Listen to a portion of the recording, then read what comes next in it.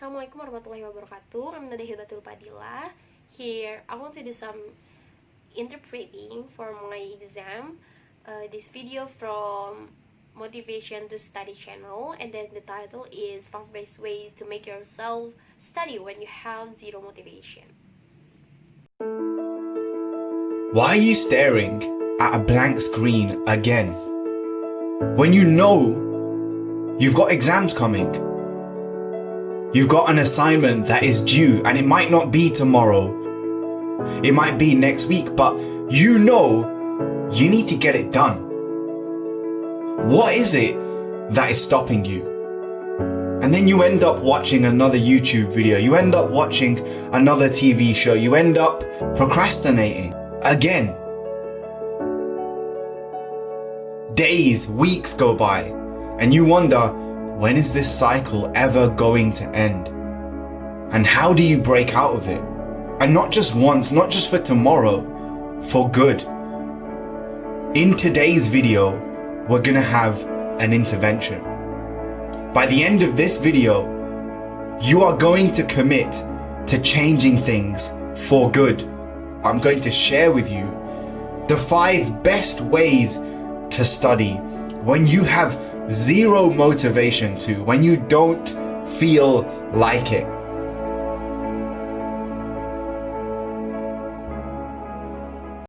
Mengapa kamu terus menatap layar kosong padahal kamu tahu kamu akan menghadapi sebuah ujian? Kamu memiliki tugas yang harus kamu selesaikan, mungkin bukan besok, mungkin minggu depan, tapi kamu tetap harus menyelesaikannya. Lantas apa yang menghentikanmu?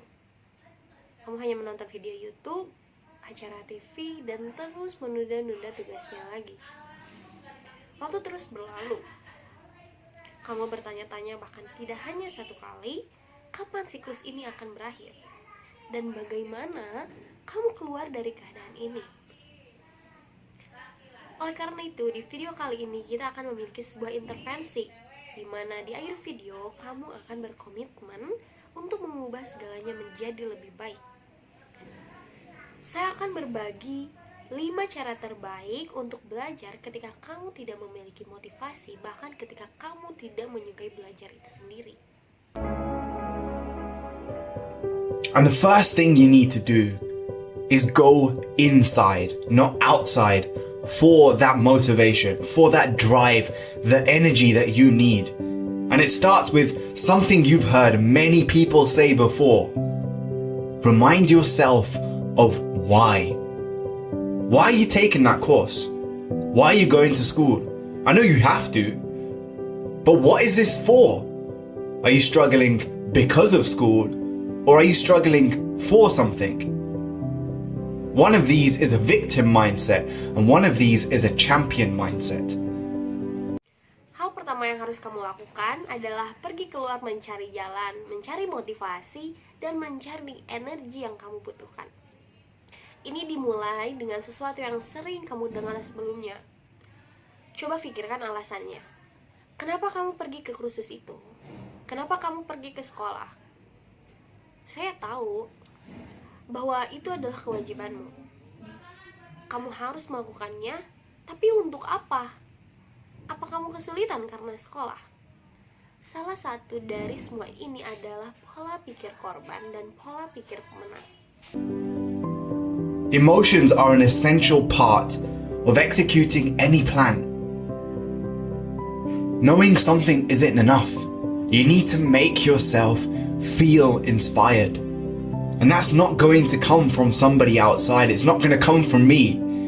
One of the most surprising things about motivation, a common misconception that we have, is that it often comes after starting a behavior, not before. So this is the problem. You're waiting for motivation to study when you need to study to get motivated. You need to go inside your own mind and find the active inspiration to move you forward.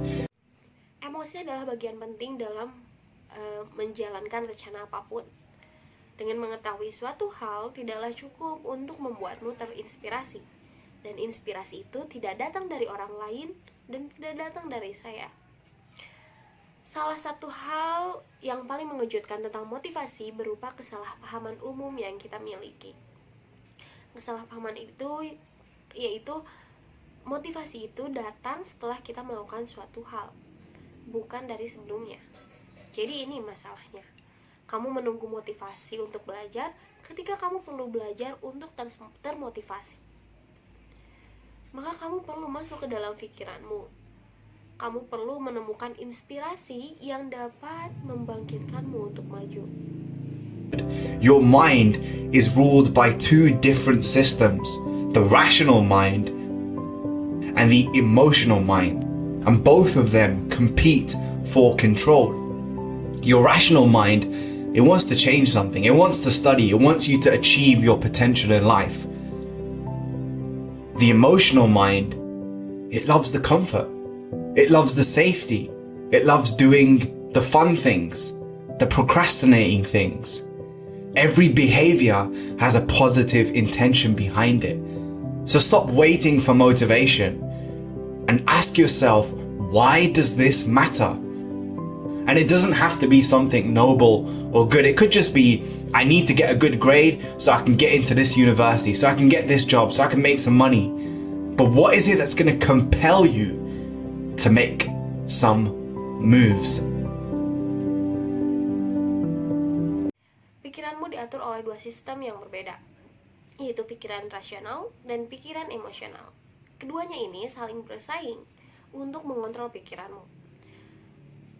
Misalkan pikiran rasionalmu ingin mengubah sesuatu, ingin belajar, ingin mencapai potensi dalam hidupmu. Tapi pikiran emosionalmu mencintai kenyamanan, mencintai keselamatan, mencintai melakukan hal-hal yang menyenangkan, hal-hal yang menunda. Tapi di samping ini, setiap perilaku itu memiliki nilai positif di balik semuanya itu.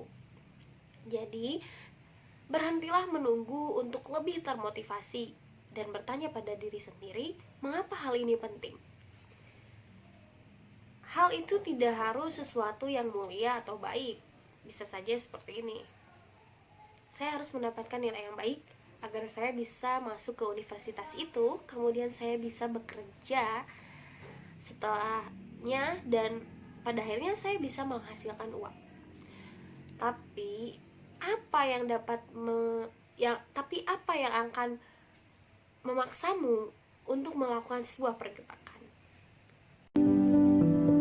The second thing you need to remember, start looking for the best environment.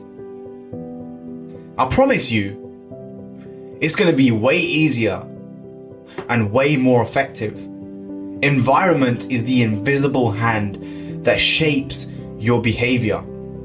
You might think that your habits are a product only of your motivation, your talent, your willpower, your effort, but your personal characteristics, your intentions sometimes get trumped by the environment around you. And this is nothing new. It's been known for 80 years. In 1936, psychologist Kurt Lewin, he wrote a simple equation that effectively summarized human behavior. And it goes like this: P equals F brackets PE. This equation is basically saying behavior is the result of that person in an environment. Hal kedua yang perlu kamu ingat adalah mulailah mencari lingkungan terbaik. Ini akan lebih mudah dan lebih efektif. Lingkungan adalah tangan yang tak terlihat yang dapat membentuk perilakumu. Kamu mungkin berpikir bahwa kebiasaanmu hanyalah sebuah produk dari motivasimu, bakatmu, kemauanmu, dan usahamu. Tapi karakteristik pribadimu, niatmu terkadang mendapatkan rekayasa dari lingkungan di sekitarmu. Dan ini bukanlah hal baru. Hal ini sudah diketahui selama 80 tahun, dimulai pada tahun 1936 oleh psikolog Kurt Lewin yang menulis sebuah persamaan sederhana yang secara efektif meringkaskan perilaku manusia. Dan ini menjadi seperti ini rumusnya. B sama dengan F dalam kurung P, E tutup kurung.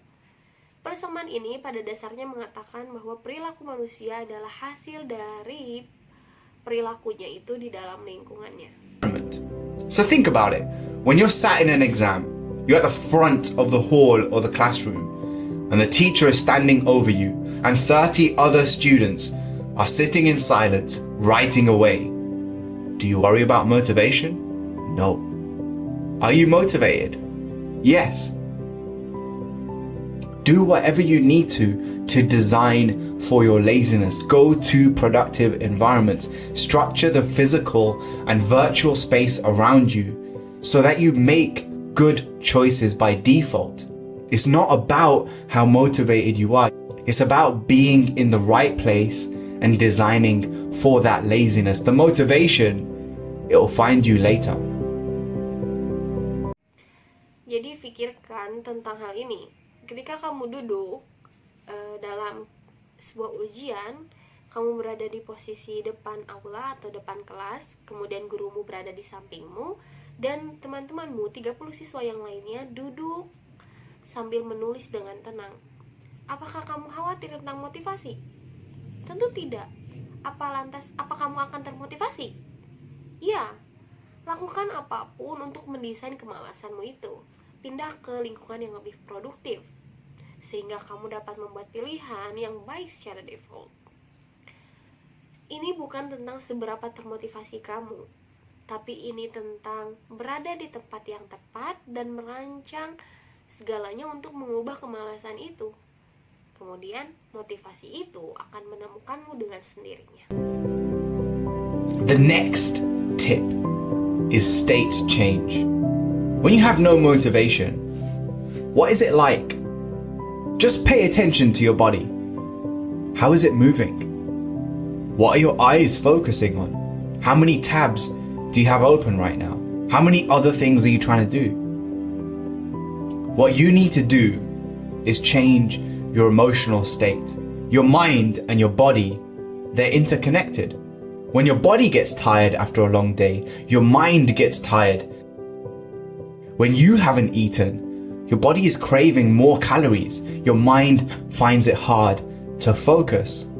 And an easy way to change the way that you feel in an instant so that you get motivated again is to change your physical state. Just notice what your breathing is like when you're motivated, when you're in flow, versus when you're distracted. There's several ways you can do this. Tips berikutnya adalah mengubah keadaan. Bila kamu tidak memiliki motivasi, seperti apa rasanya? Perhatikan saja tubuhmu. Bagaimana dia bergerak? Pada apa matamu terfokus? Berapa banyak hal yang coba kamu lakukan? Yang harus kamu lakukan saat itu adalah mengubah keadaan emosimu. Pikiran dan tubuhmu saling terhubung. Ketika tubuhmu merasa lelah karena hari yang panjang, pikiranmu pun akan menjadi lelah. Jika kamu belum makan, tubuhmu akan menginginkan banyak kalori, maka pikiranmu akan sulit untuk fokus. Cara yang mudah untuk mengubah keadaan yang Anda rasakan dalam sekejap sehingga kamu dapat mendapatkan motivasi kembali adalah mengubah keadaan fisikmu. Perhatikan saja seperti apa nafasmu ketika kamu termotivasi, ketika kamu terbawa arus. Bandingkan dengan ketika kamu sedang teralihkan. Ada beberapa cara agar kamu bisa melakukannya. The first one is go for a 9-minute walk. Spend time with your loved ones. Talk about your motivation levels with someone. Do some Wim Hof breathing. Play an instrument. Take a long, warm bath or shower. Because this gets you into a relaxed state of mind, which is important to get you in the right frame of mind, the right focus. And it's only when your mind is at ease that those alpha waves start rippling through your brain, and you're more likely to look inwards, to introspect and think, this is why I need to get this done. This is why I need to focus. Imagine what that will be like. And you already know this is intuitively true. Why else do you have most of your best ideas while you're on the bus, on the train, when you're in the shower? You have no distractions around you. There's nothing you're trying to solve or fix or do. It's just one focus: relaxing. Ease creates and urgency destroys. Yang pertama adalah jalan kaki selama 9 menit. Habiskan waktumu dengan kekasihmu, bicarakan tingkat motivasimu, lakukan gerakan pernafasan, mainkan instrumen, kemudian mandilah dengan air hangat. Semua ini dapat membantumu dalam keadaan santai. Karena yang terpenting untuk membantu atau membuat diri Anda dalam tubuh yang tepat, pikiran yang tepat, fokus yang tepat itu hanya ketika pikiran Anda merasa nyaman. Setelah itu, Anda akan cenderung mencari ke dalam pikiran Anda, kemudian berintrospeksi dan berpikir, inilah mengapa saya perlu menyelesaikan ini, inilah mengapa saya perlu fokus. Bayangkan, seperti apa jadinya nanti. Dan ini adalah sebuah kebenaran intuitif. Kenapa pula, jangan heran ketika Anda berpikir, kenapa pula kamu mendapatkan ide terbaik ketika kamu berada dalam bis atau kereta atau di kamar mandi. Ini bukan hal yang aneh.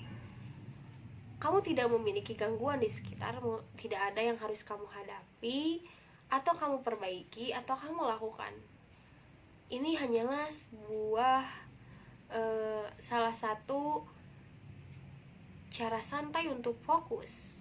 Kemudian kamu akan mudah menciptakan dan menghancurkan urgensi-urgensi. Tip number 4, think negatively. There's always people advising you to follow the law of attraction, to think positively and envisage your success. But there's pros and cons to everything. So it's important to think, what could go wrong?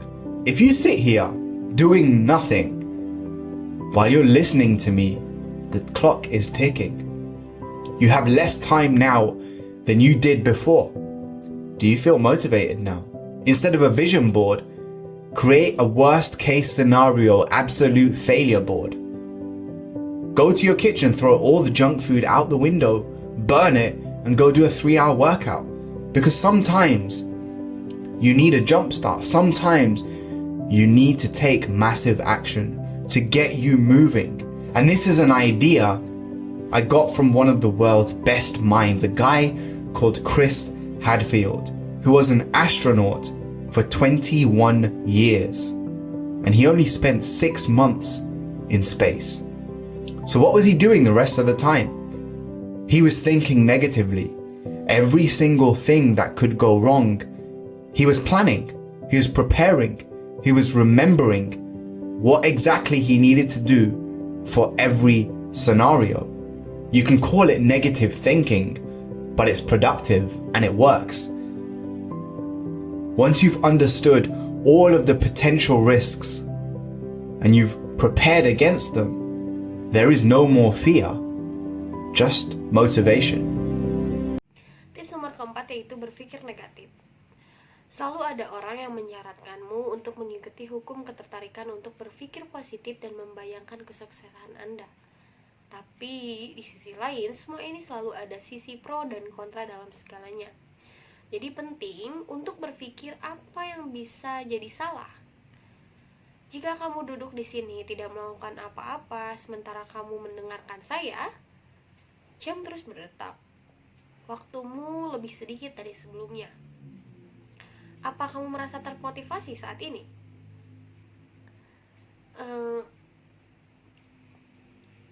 Kemudian kadang-kadang kamu perlu jump start. Kadang-kadang kamu perlu mengambil tindakan besar untuk membuat dirimu bergerak. Dan ini adalah ide yang saya dapatkan dari salah satu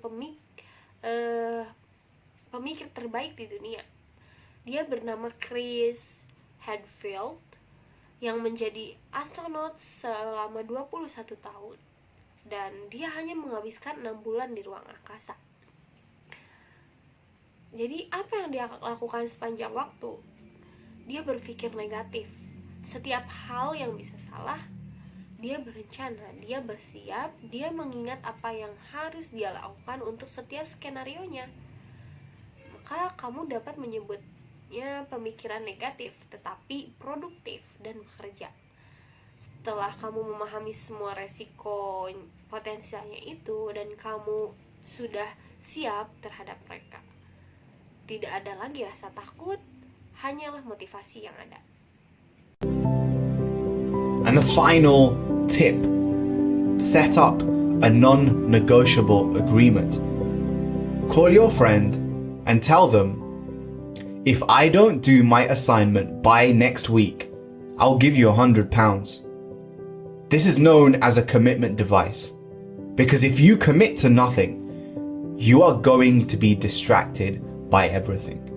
It's called hyperbolic discounting. It's a fancy way of saying we overvalue the short run relative to the long run. So if I give you two similar rewards, you will show a preference for the one that you can have now rather than later. Let me give you some practical examples. It's obvious. Do you sit and watch TV? Or do you go out for a run in the cold? Do you grab the fruit salad or the cheesecake like everyone else for dessert? All of you know what's good right now isn't necessarily good in the long run.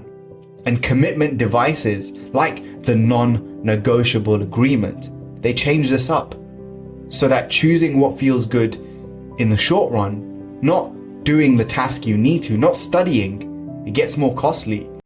Dan tips terakhir adalah buatlah kesepakatan yang tidak dapat ditawar. Misalkan hubungi temanmu, kemudian kamu bilang, jika saya tidak melakukan tugas saya minggu depan, maka saya akan memberikanmu 100 pound. Nah, hal ini dikenal sebagai perangkat komitmen, di mana ketika kamu tidak melakukan sesuatu, maka kamu akan terganggu oleh hal yang lainnya. Ini disebut juga dengan hyperbolic, yang merupakan istilah yang lebih baik dari kami menilai terlalu tinggi jangka pendek relatif terhadap jangka panjang. Jadi, jika saya memberi kamu 2 imbalan yang sama, kamu akan menunjukkan preferensi yang kamu miliki sekarang daripada nanti. Maka ketika kamu sudah dapat melakukan kesepakatan ini, kamu semua akan tahu bahwa apa yang baik sekarang belum tentu baik dalam jangka panjang, dan komitmen seperti perjanjian ini tidak dapat kamu ubah. And in addition, you have to set a concrete goal. Instead of saying, I'm going to lose some weight this year, I'm going to do some more studying this year, you have to say something like, I will spend 2 hours every day after school in the library focusing on my maths module that I'm weak on. You get what you focus on in life, and if you don't know what you need to focus on, if you don't commit to something, you are doomed to fail and be distracted. Take it serious. Remind yourself, why are you doing this? Why does this even matter? Put yourself in environments that factor in your failure, where you know you're not going to feel like it, but you're at the library anyway, you're at your study session anyway. Change your state. Go for a walk, go for a warm shower or bath, do whatever you need to. Think negatively about the consequences of your behavior. And the final thing is set up a non-negotiable agreement. Dan selain itu, kamu harus menetapkan tujuan yang nyata, bukan hanya mengatakan, saya akan menurunkan berat badan saya tahun ini, atau saya akan melakukan beberapa pelajaran tahun ini.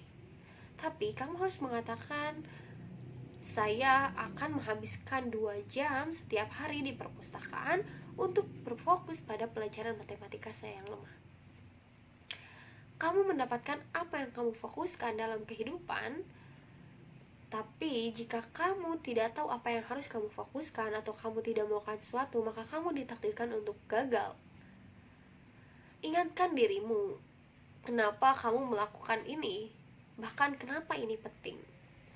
Tempatkan dirimu di lingkungan yang menjadi faktor kegagalanmu, walaupun itu membuat dirimu tidak menyukainya.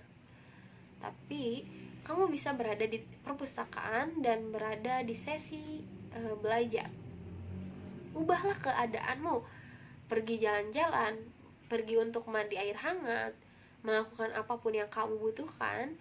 Pikirkan negatif tentang konsekuensi perilakumu, dan hal terakhir adalah membuat perjanjian yang tidak dapat kamu tawar. Now, for those of you who want to take things further, if you want to find out what your purpose is in life, how to stop falling victim to procrastination, and how to consistently stay calm and composed in any situation, I have a course called Discovery, which costs just £7, and you can check it out in the description below and learn the methods and techniques to help you create your most meaningful life. Peace.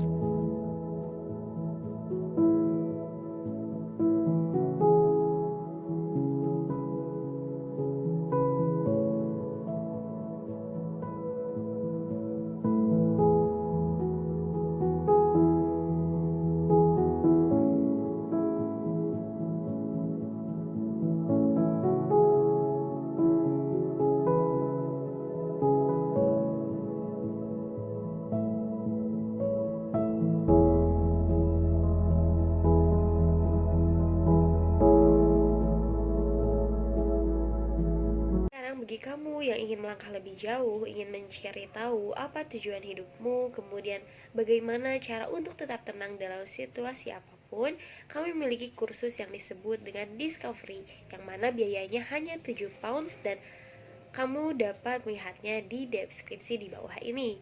Kemudian, kursus ini mengajarkanmu belajar metode dan teknik yang dapat membantumu menciptakan kehidupanmu yang paling berarti. Salam. And that's all from me. Thanks for watching. I'm sorry for my mistakes. Assalamualaikum warahmatullahi wabarakatuh.